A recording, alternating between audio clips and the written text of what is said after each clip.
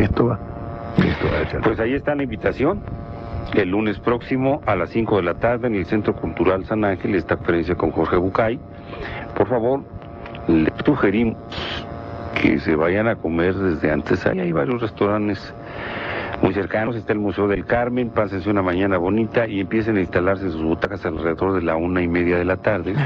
No hagas eso. Sí. No hagas eso. Porque Jorge se va a llenar eso. El espacio es grande, pero no, de verdad que seguramente es cierto que no queda mucho lugar. Se va a llenar. Además hay un paradero de camiones junto y no van a tener ninguna dificultad para llegar. Tus libros, Jorge, también están preguntando por los títulos de tus libros algunas personas que apenas empiezan a conocer tu obra. En México hay publicados 9 libros, 10 con este que te traje hoy, el compendio de hoja de ruta, que son recuentos para Damián, pues para pensar, cartas para Claudia, de la autoestima al egoísmo, amarse con los otros, que es la novela, los 4 caminos, el camino de la autodependencia, camino de encuentro, camino de las lágrimas y camino de la felicidad, y ahora este compendio de hojas de ruta. No está, creo, todavía publicado El Cochero, que es un libro que escribí con mi admirado amigo Marcos Aguinis, de Argentina. Y estamos ahora en marzo por sacar el último libro que yo estoy trabajando ahora, para que recién en noviembre llegue Suerte de Talento. Y el próximo libro es Los 3 enemigos del plástico. Si comparamos al público lector de nuestro país con lo que es el público lector de Argentina y desde luego de España, estamos situados en un lugar incomparablemente bajo. Las cifras que actualmente tenemos sobre los récords en México, pues pertenecerían a un récord de Guinness al revés, ¿verdad? Estamos casi siempre sota de todas las actividades culturales. Empezaríamos una discusión. Pero yo creo que en México han tenido un gran impacto. Y personas que no acostumbran leer, iniciados en este arte, en este placer de encontrar en el libro un amigo que no cambia jamás sus puntos de vista, y que a través de la lectura de tus libros pueden llegar a introducirse en el mundo del conocimiento, de la información y del disfrute. ¿Qué significa para ti, de 2 países en los que vives, como son España y Argentina, el encontrarte en una nación tan vasta, tan policultural como es México, y encontrarte con este fenómeno tan curioso, que incluso un presidente de la República como el que tenemos felicita a una campesina por lee periódico? ¿Qué significa entrar a un mercado tan difícil, donde las revistas y los periodiquillos de deportes tienen una venta infinitamente mayor que un libro de un premio Nobel? ¿Y qué significa introducirte en este mundo de los pensamientos y los sentimientos y las emociones, que antes era simplemente algo que el mexicano o la mexicana tenían para sí en aquel aforisma que decía y dice: la ropa sucia se lava en casa, y no se atrevían para nada comentar? Evoco 2 o 3 cosas de lo que me dices. La primera es, en México se venden hoy día más o menos, la misma cantidad de libros por habitante que se venden en Argentina. No se venden menos. Argentina, es cierto, ha bajado un 40% no de autores en particular.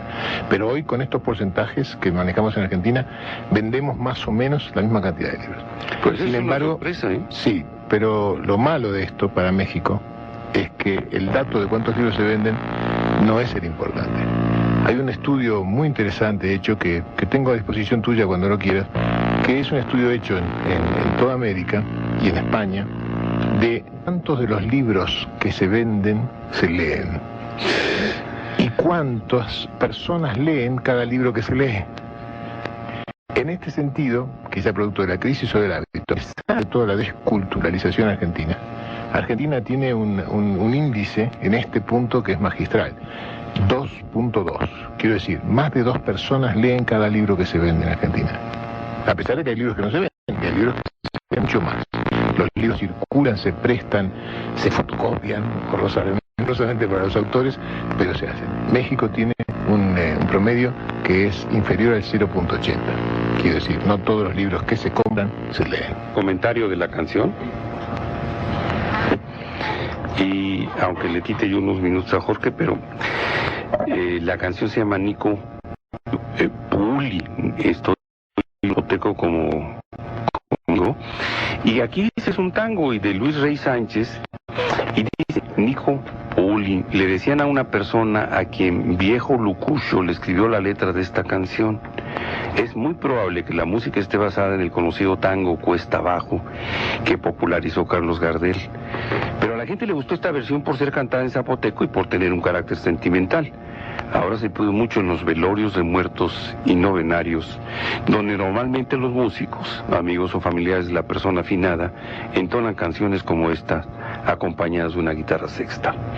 Elenita había hecho una pregunta, Jorge. Así es, que había quedado pendiente y que tenía que ver con qué pasa con el duelo que se anticipa de la propia muerte.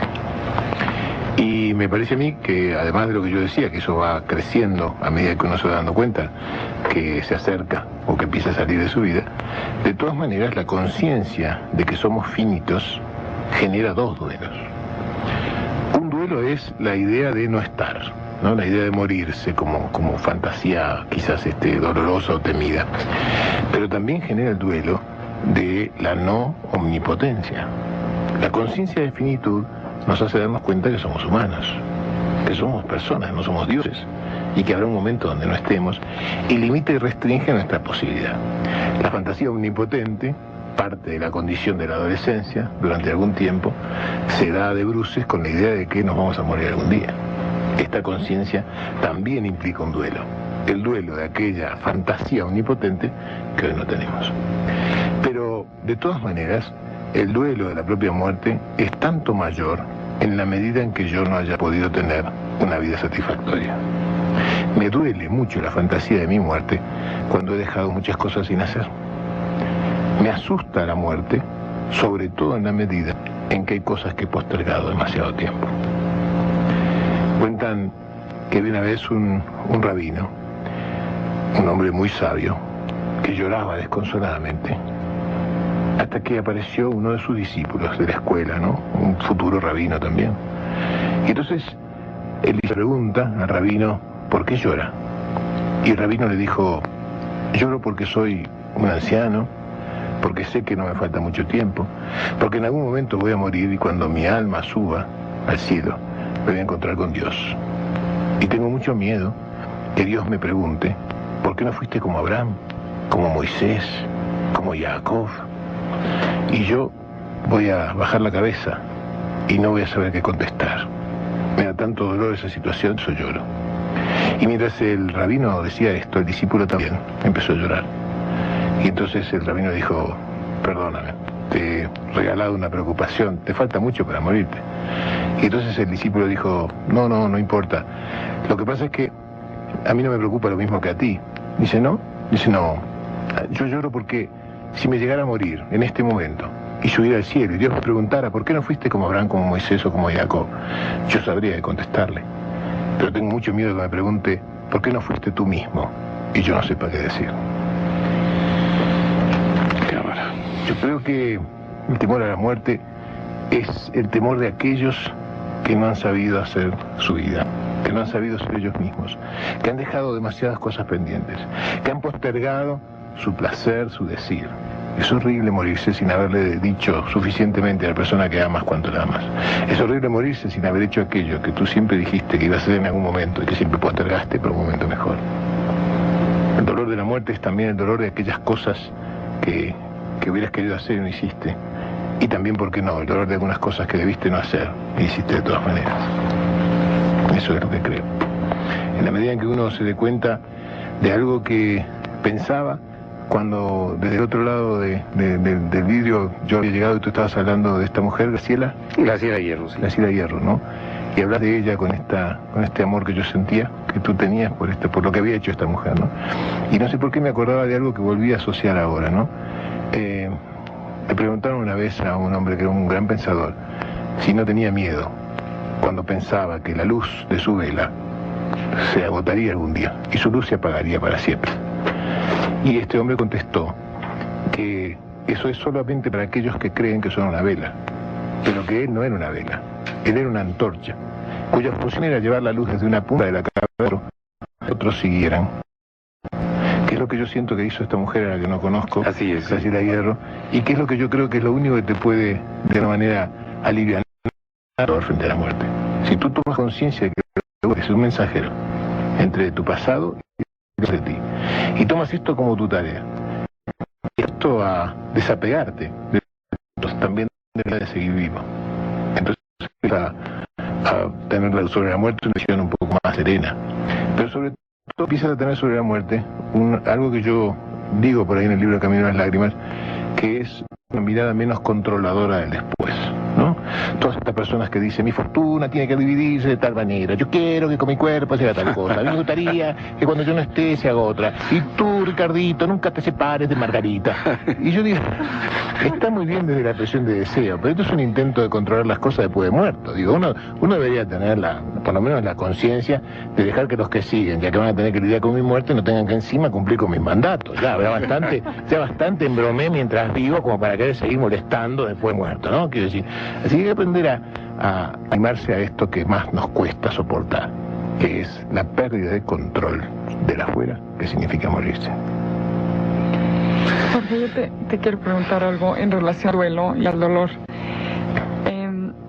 Tú comentabas tus duelos, ¿no?, que has tenido.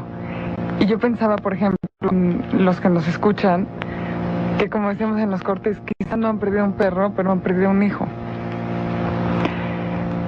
¿Cómo podemos llegar a la empatía del duelo a partir de que entendamos que tan doloroso es para unos perder un perro o un pez, como para otros perder un hijo, y empezar a hacer una humana? Uh-huh. No sé si eso es... Mi respuesta no es muy simpática, pero la verdad que no quiero mentir. La pérdida de un hijo no es lo mismo que ninguna otra cosa.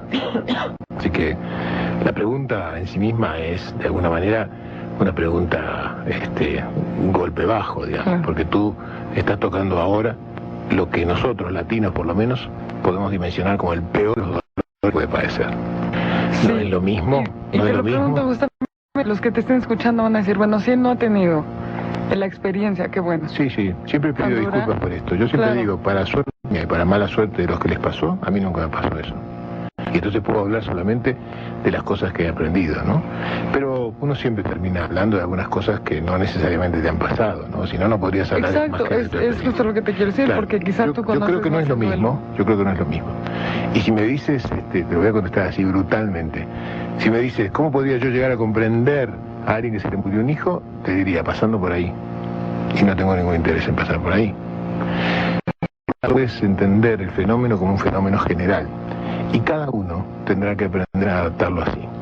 Alguna vez, dando una plática para un grupo que se llama en Argentina, se llama Grupo Renacer, un grupo de autogestión de padres que han perdido hijos y que se reúnen y que se ocupan de hacer sostén mutuo, yo pido disculpas, a mí nunca me pasó. Voy a hablar de lo que creo, pero nadie más que ustedes sabe lo que se siente. Respecto de esto, entonces no se puede equiparar una cosa con otra. Entre otras cosas, porque la vivencia es tan fuerte que no es lo mismo. Quiero decir, yo siento que pierdo algo cuando se muere mi perro, pero para un padre o una madre, la pérdida de un hijo es una es una pérdida. Y esto significa que mutilado nunca podrás olvidarte de que estás mutilado, aunque debas aprender a vivir con eso. Tienes que aprender a vivir sin ese pedazo de ti que ya no está. ¿Cómo se hace? ¿No? ¿Cómo se hace? Que es la gran pregunta, ¿no? ¿Cómo se hace? Había una vez un padre que había perdido un hijo. El niño tenía 8 años y murió imprevistamente en un accidente en una piscina. Durante meses y meses el padre lloraba cada noche, desconsoladamente. Dormía media hora, una hora y luego se despertaba y seguía. Y un día en sueños se le apareció lo que llamaríamos hoy un ángel de la guarda o algo así. Le dijo, dijo el ángel de la guardia en el sueño, ¿qué pasa? Y le dijo, no supo no verlo, necesito verlo, aunque sea una vez más, necesito verlo. En el sueño el ángel de la guardia le pone la mano y le dijo, mira. Y entonces yo con su alma supuestamente al paraíso quizás, y llegó a un lugar donde había como una calle empedrada en adoquines de oro, con casas muy blancas, y el hombre le dijo, ¿y esto? Y dice, espera, ya verás. Y de repente, desde un costadito de la calle, empezaron a desfilar cientos de niños. Todos estaban de blanco, todos tenían típicas angelitos, todos llevaban en la mano una vela encendida y desfilaban. ¿Esto qué es? Y el ángel le dijo, este es uno de los momentos más gloriosos, todos los días ellos desfilan para nosotros. Dice, ¿pero quiénes son? Dice, son todos los que se han muerto niños. Frente a una situación de nosotros, tenerlos aquí. Y mi hijo está entre ellos, ya verás, le dijo. Y los niños siguieron pasando, miles, hasta que él vio a su hijo. Y entonces el hijo lo vio. Al público, ustedes saben, advertimos que hermanas empieza un sistema automático que nos enlaza con estaciones en los Estados Unidos, y entonces los cortes son automáticos en algunos casos, y nos quedamos todos al pendiente de esta hermosa anécdota que nos está relatando Jorge Bucay.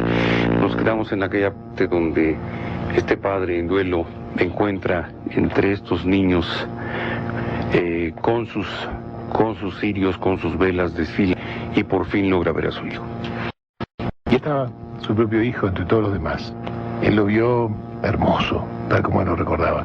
Tenía una sonrisa enorme cuando corrió hacia él y apenas se acercaba, él lo vio llegar con su vestido blanco, como todos, con sus alitas, con su aureola, con su cirio en la mano.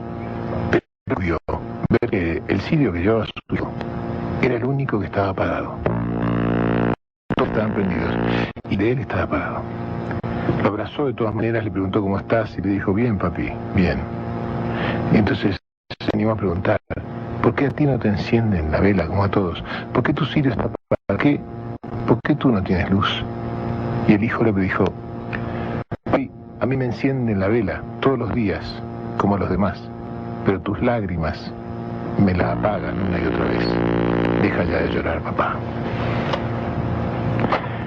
Yo creo que entender, comprender y asumir que soltar la necesidad que uno tiene del recuerdo vivo del que ya no está, también puede ser una cosa que no solamente sea buena para uno, sino para aquellos que creemos que hay algo más, quizás también sea una manera de liberar al otro, al que uno ama, para que pueda seguir su camino.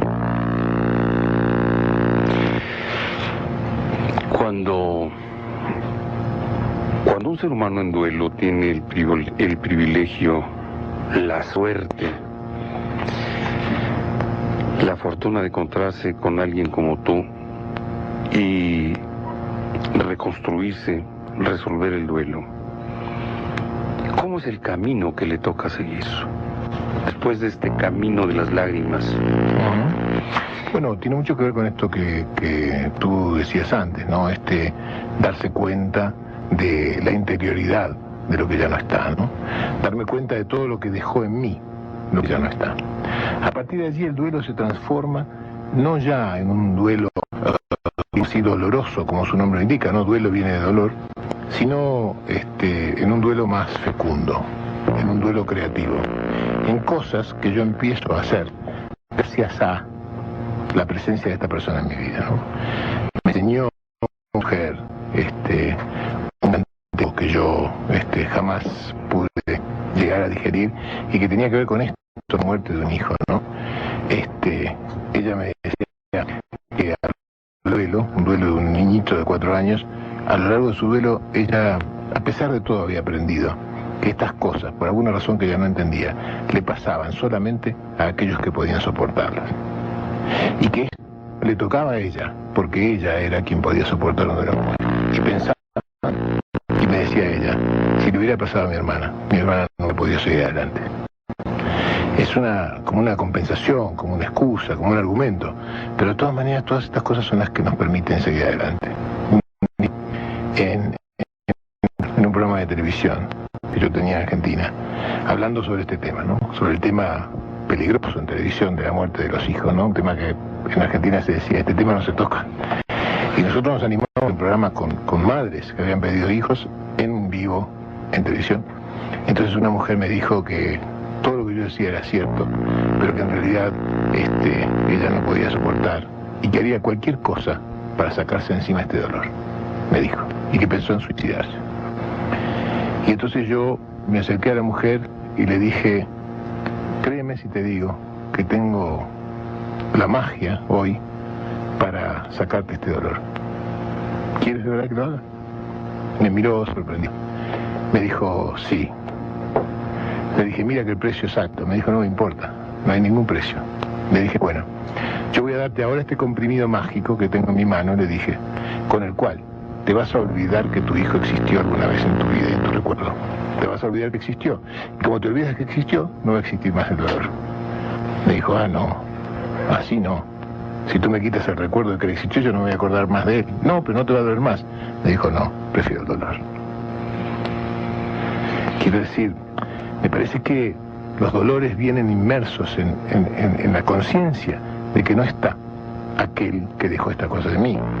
Una persona que yo puedo no comulgar con el 90% de lo que dice, que se llama Jacques Lacan, un famoso psicoanalista francés, decía, finalmente uno llora a aquellos gracias a quienes uno es. Lloramos a aquellos gracias a quienes nosotros somos quienes somos. Estos son los que nos han impactado. Estos son los que producen nuestros duelos. Y entonces, cuando transformamos este dolor, en parte de la evolución, este enojo en resentimiento, este resentimiento en culpa, esta culpa en todo lo que podría haber hecho, por todo lo que podría haber hecho en el dolor de no haberlo hecho antes, entonces aparece la magia de una palabra tan olvidada por todos en todas las situaciones, que es la gratitud. Y entonces podemos agradecerle a esa persona lo que nos dejó, podemos agradecerle a la vida haberlo conocido, y podemos agradecerle a todo esto que nosotros sigamos siendo un poco mejores gracias a este evento, ¿no? De hecho, las pérdidas son parte de los eventos que son necesarios para nuestro desarrollo, ¿eh? No hay crecimiento sin frustración, no hay evolución sin pérdida, y no hay posibilidad de llegar a ningún lado si sigo anclado a donde estoy. Usaste una palabra hace un segundo que es vital para que entendamos quizá lo que es el mensaje más importante de este libro, el crecimiento. El camino de las lágrimas es un camino que debe y puede ser de crecimiento. Dicen algunos que la piedra angular del crecimiento espiritual, refiriéndose específicamente a esto, es el sufrimiento. El dolor, y es pregunta, y es también reflexión.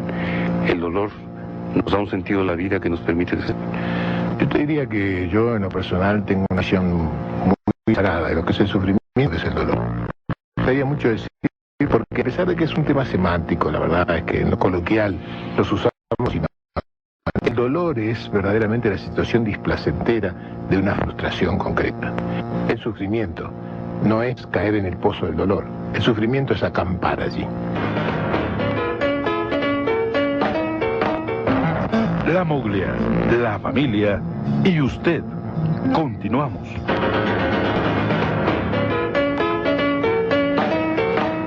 Para todas las personas que están llamando interesadas en las conferencias del Dr. Bucay, vamos a repetir el teléfono de la línea Bucay, donde les pueden dar toda la información de todos los talleres. Es el 5681-3371 y para el interior de la República el 01800-667-1667. La conferencia Suerte o Talento va a ser presentada en el Centro Cultural San Ángel el lunes 3 de noviembre a las 5 de la tarde y en Guadalajara el 8 de noviembre. Así es. Así es. Eso está bueno. Yo quiero de verdad agradecer a toda la gente que se comunica. Yo no voy a poder hacer mucho más que México y Guadalajara este año, pero de verdad que he tomado un compromiso de volver el año que viene y viajar un poquito más por México para toda la gente que llamó de Veracruz y de Puebla y de Guanajuato y de Mérida. Bueno, muchas gracias a todos. Yo le quería hacer un comentario al doctor Bucay. La familia de mi esposo está... No, eso no se dice. Tengo una amiga. Tengo una amiga. Cuyo esposo tiene una familia. Tengo tú no sabes nunca quién te está escuchando. Así que tú nunca. Una amiga. No me conocen todavía, pueden saber. Y están profundamente enojados con el abuelo. porque de pronto se hizo viejo, se volvió incontinente, enfermo, y los hizo pensar sobre su propia mortalidad. No sé si los hizo pensar sobre su propia mortalidad, puede ser que sí, pero tengo cosas para esto. La primera, como casi un cuento. A un estanque mágico llegaron un día a bañarse haciéndose compañía la tristeza y la furia. Se sacaron sus ropas y entraron al estanque. Y empezaron a bañarse. La furia, apurada, como siempre está la furia, se bañó rápidamente y salió. Pero la furia es ciega, ¿sabes? No distingue bien las cosas. Y entonces, como no distingue bien y estaba apurada, se puso cualquier ropa que encontró, que no era la suya, era la tristeza. Y vestida de tristeza se perdió en el bosque. La tristeza, que siempre cree que todo el tiempo del universo, que nunca está apurada, que tiende a quedarse donde esté, que se estanca y se queda, cuando uno quiere que se vaya, a veces se queda, tomándose todo el tiempo, salió del estanque. Y encontró que su ropa no estaba. Pero si hay algo que a la tristeza no le gusta, es quedar al desnudo. Así que se puso la única ropa que había, la ropa de la furia. Desde entonces, dicen que a veces uno ve al otro tan enojado, tan furioso, tan indignado, ciego, de cabreo, pero en realidad, si mira un poco, es un disfraz, porque detrás de eso, lo único que hay es la tristeza. Es muy posible que a la familia de ese señor de tu amiga, es muy posible que en realidad le asuste su propia muerte, pero la verdad es que me parece que lo que más le asusta es que alguien querido por ellos se haya vuelto esto. Y esta tristeza es muy poco manejable. Se maneja mejor el enojo que la tristeza. Es más palpable. Ay, Dios mío. Bueno, me hiciste entender por qué el enojo mayor que yo tengo de la gente quiere se da cuando yo estoy enfermo. O cuando no me cuido. Porque o cuando... impotente es de forzarte a que te cuides. Claro que sí, se ponen tristes. Pero lo que muestran es furia, ¿eh? Y bueno, porque se esconden. Y la furia que va acompañada a veces de un aspecto hormonal volcada sobre un varón que está empezando a ver, es terrible, ¿eh? No, yo creo que sí, yo creo que hay un poquito de enojo que produce la impotencia en sí misma, ¿no? Si la impotencia no puedo conseguir ayudarte, ¿no? Quiero decir, te pido que te cuides, no te cuidas, te insisto que te cuides, no te cuidas, te grito, a ver si ahora me escuchas, ¿no? Quiero decir, esto es una génesis que tú y yo como terapeutas conocemos y sabemos muy bien, pero muchas veces detrás de esta génesis la vida, lo triste que me pone no poder ayudar. Jorge, ¿dónde nos puede conducir el camino de las lágrimas cuando no aprendemos qué podemos hacer dentro? Yo creo que conduce por un lado a lo que yo te decía, ¿no? Lo de acampar en el dolor y hacer de vivir sufriendo. Se llama duelo patológico, técnicamente hablando. Y es como quedarme a vivir en esta historia. Y a veces sucede por algo que es potencialmente amoroso. Y nos cuesta muchísimo entender por qué está pasando. A veces el vacío que deja la persona que ha muerto lo ocupa el sufrimiento que tiene quien padece el duelo por la persona que se fue. Y entonces es como si el duelo, el dolor, si el padecer ocupara el lugar que antes ocupara el amor.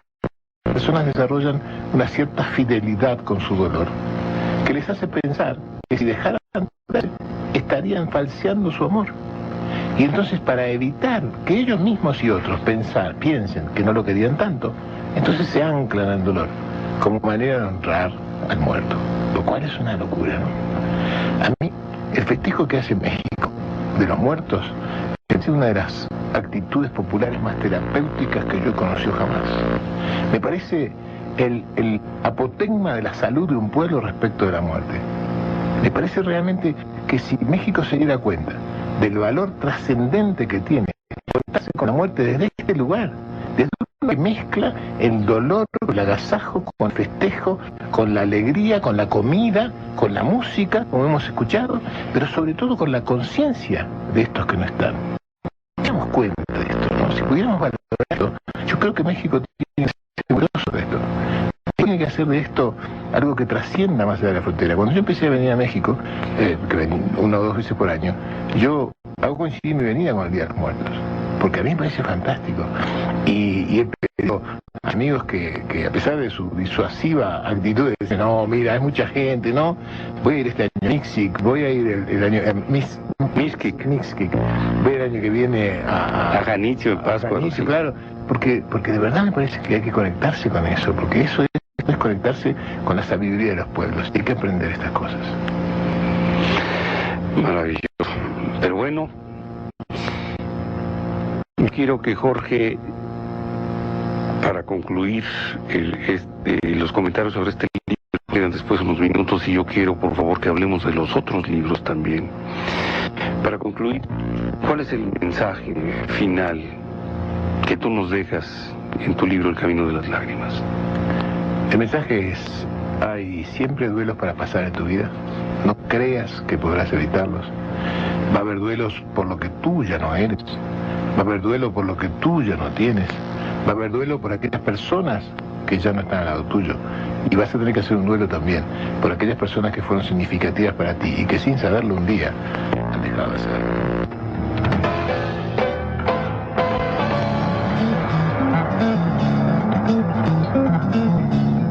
Orfeón Catalog House tiene el catálogo 52. Ocurrencia sensacional, práctica maravillosamente bien presentada, y que, repito, ya sé que regalar este fin de año. Es pues una conclusión o algo que, una culminación de un trabajo editorial maravilloso y extraordinario de difusión de Jorge Bucay. Yo creo que es la culminación de una tarea editorial, pero también es la culminación de 5 años de mi vida.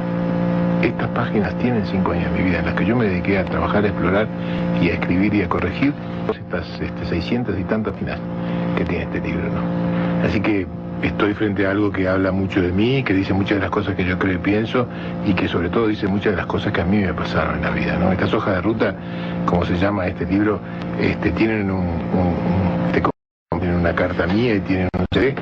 Yo siento que estoy allí metido en cada una de estas cajas.